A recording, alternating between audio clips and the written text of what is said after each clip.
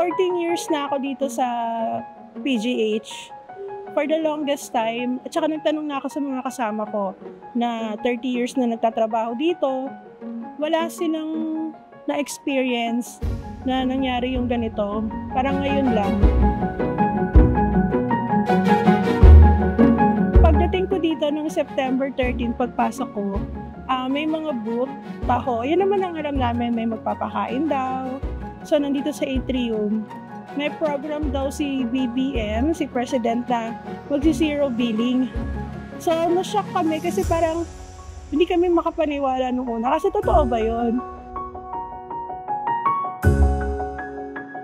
Kahit 100,000 peso na bill, bababayaran ba?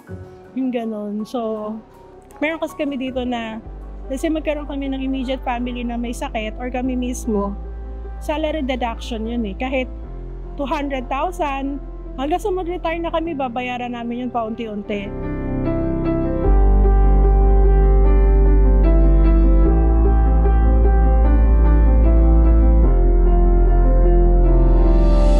At saka yung pala, dagdag ko lang din, walang press release. Talagang nagkagulatan lang kami na totoo ba na zero billing? Kasi walang sinabi ahead of time na mangyayari to. Mas maganda na nakikita natin kung saan napupunta yung pera. Hindi lang kung magtatanong-tanong tayo, saan ba napunta yung pera? At least may nakita tayo na result, may beneficiary.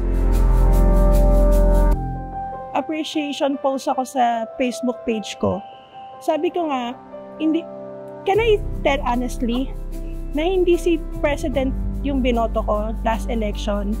Pero the way na nakikita ko kung paano siya nagpapalakad, sabi ko, kung ano yung magaganda, purihin natin, i-appreciate natin. Kung may mga pangit, karapatan natin bilang Pilipino na punahin siya.